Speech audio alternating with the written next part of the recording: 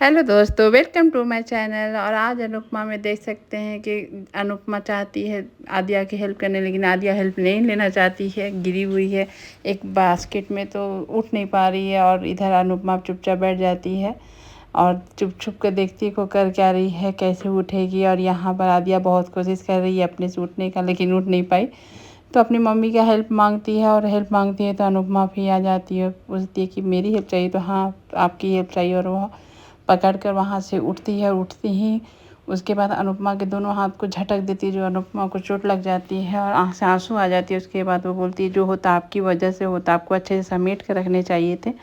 इस तरह से रुडली बात करके वहाँ से निकल जाती है। और यहाँ पर बनराज सभी कोई ब्रेकफास्ट कर रहे होते थे, तो टीटू आता है। टीटू सही बच्चे के लिए गिफ्ट लेकर आता है और शादी के बारे में बात करता है कि शादी के जो भी खर्चे हैं मैं भी 50% देना चाहता हूँ, और इस तरह से बातें करता है। और यहाँ पर देखता है अंश का बिहेवियर टीटू की तरफ से बहुत ही अलग है। यहाँ बनराज अंश को कुछ सिखा पढ़ा दिया है अब कि सौतेले बाप कैसे होते हैं, और अंश को इस बात का असर हो गया और वो टीटू से नहीं मिलना चाहता है, टीटू को इग्नोर कर रहा होता है।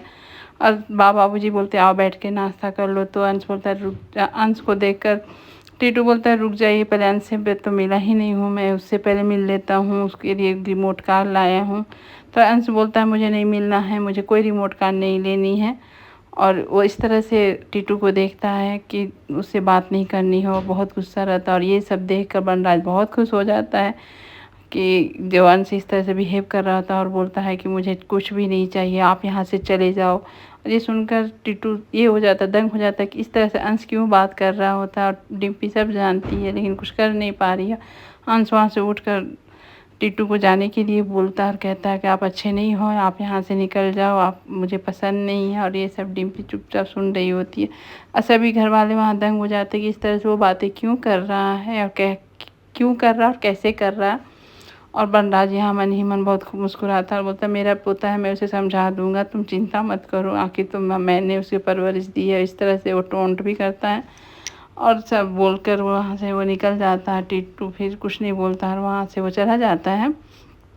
यहाँ पर आदिया बहुत देर से बाहर नहीं निकली, तो अनुपमा को चिंता होती है कि आखिर वो क्या कर रही है, तो धीरे से खटखटाती है, लेकिन दरवाज़ा खुला देखकर वो देखती है कि आदिया सोई हुई है, तो उसको आकर चेक करती है, तो उसको बहुत फीवर हुआ रहता है। और इससे अनुपमा परेशान हो जाती है कि अब क्या करे। तो उसके बाद वो आदिया को अच्छे से ख्याल रखती है, उसकी पट्टी उट्टी करने लगती है कि वो परेशान होकर कि आखिर आदिया तबीयत ख़राब हो जाता है। और इधर आया है अनुज श्रुति का ट्रीटमेंट करने। श्रुति का भी रिकवरी बहुत अच्छा से हो रहा है, तो वो श्रुति बोलती मुझे शादी करनी, इसलिए मैं रिकवरी फास्ट कर रही हूँ, लेकिन तुम किस लिए इतने हड़बड़ाए हुए हो मेरी रिकवरी पर, और ये क्वेश्चन करती है। और यहाँ पर परेशान है अनुपमा और अपनी बेटी को लेकर उसकी पट्टी उट्टी कर रही होती है। और तभी अनुज का वीडियो कॉल आ जाता है, बोलता है कि यहाँ का सब कुछ हो गया है, वहाँ सब ठीक है। तो अनुपमा बताती है नहीं आदिया को छोटी को बहुत फीवर हो गया है, उसको दवा दी होती। यहाँ पर अनुज भी परेशान हो जाता है, बोलता है मैं भी आ जाता हूँ। तो यहाँ पर अनुपमा बोलती है उसकी मम्मी है यहाँ पर, तो चिंता मत करिए, आप वहाँ श्रुति जी का ख्याल रखिए। और यहाँ अनुपमा अच्छे से गोदी में उठा कर उसको दूध पिलाती है, सुलाती है।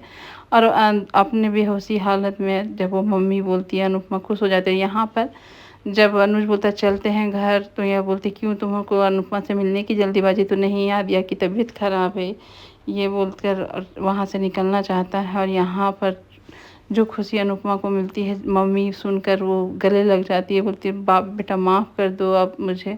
और उन लोग को ऐसे देख के इस हालत में अनुज तो खुश होता ही है, लेकिन श्रुति को बहुत ख़राब लगता है कि मेरी जगह अनुपमा है। और अनुपमा को इस तरह से इस तरह से आदिया गली लगाकर मम्मी मम्मी कर रही होती है, जो ये सुनकर श्रुति को अच्छा नहीं लगता है। और यहाँ पर टीटू को डिम्पी बताती है कि पापा ये सब जानबूझ के कर रहे हैं, करते क्या है, बोलते क्या है, कहते क्या है, कुछ समझ में नहीं आ रहा। तो यहाँ पर टीटू का बस एक ही आंसर है कि सब कुछ प्यार से जीता जा सकता है, मैं अपने ससुर जी को भी जीत लूँगा, अपने बेटे को भी जीत लूँगा, तुम टेंशन मत लो, बस तुम्हारा साथ चाहिए। तो अगर तुम्हारा साथ हो तो मैं सब कुछ सही कर दूँगा, कोई टेंशन नहीं है। और यहाँ डिम्पी बोलती है कि सब सही हो, यही चाहती हूँ मैं भी।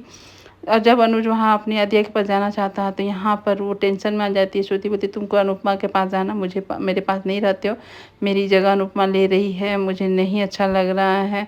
तो यहाँ पर अनुज थोड़ा सा इरिटेट हो जाता है, बोलता है कि तुम पढ़ी लिखी ग्रेजुएटेड होकर किस तरह से बातें कर रही हो, तो तुमसे पूछ कर ही जो किया है, मैंने अनुपमा को बुलाया तुमसे पूछ के ही मैंने बुलाया है, तुम लोग दोनों को मैं हैंडल नहीं कर पा रहा था, तुम देख रही थी। तो यहाँ पर श्रुति बोलती मैं क्या करूँ, मैं इनसिक्योर हो रही हूँ, मुझे तुम शादी कर लो तो मैं इनसिक्योर नहीं होंगी। और ये सुनकर आश्चर्य होता है कि कैसे बोल रही है, कैसे एक ही बार में तो शादी हो सकता है। और यहाँ पर शादी में जाने के लिए किंजल और परी तैयारी कर रहे होते, कपड़े ड्रेस लाए होते, और यहाँ आकर तोसू बोलता है वाह तुम्हारे ये सब के लिए पैसे कैसे आ जाते। और ये समझ जाती है परी कि झगड़े होंगे पेरेंट्स में, तो वहाँ से निकल जाती है। और ये देखकर किंजल बहुत डांटती है कि बच्चे के सामने कब क्या बोलने, तुम्हें कब अक्ल आएगी, बच्चे भी जान गए कि मम्मी पापा लड़ते हैं तो तुमको कोई फ़र्क नहीं पड़ता। यहाँ पर तोसू बोलता है क्या फ़र्क पड़ेगा, मैं बिजनेस के लिए पैसे मांगता हूँ तो तुम्हारे पास पैसे नहीं रहते, और ये सब करने के लिए पैसे होते हैं।